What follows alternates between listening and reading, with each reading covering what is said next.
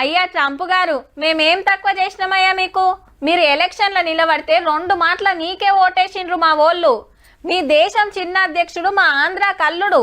మీరు గెలవాలని, మళ్ళా అధ్యక్షుడు కావాలని మా మోడీ సారి ఎంత తన్లాడిండు, ఎన్ని మీటింగ్లు పెట్టిండు. అసొంటిది మీరు ఇట్లా ట్యాక్సుల బాంబేసుడు కరెక్టేనా?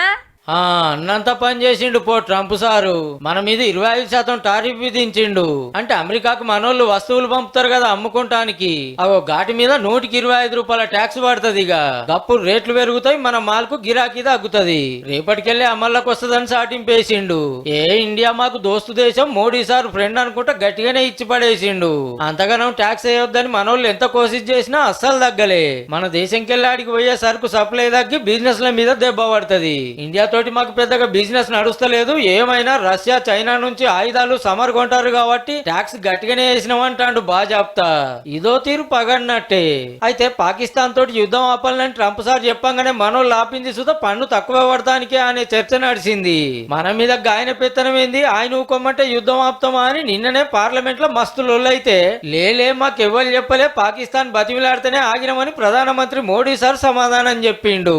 గంతే, మర్నాడే మన మీద పన్నుల బాంబుల మోత మోగిచ్చిండు.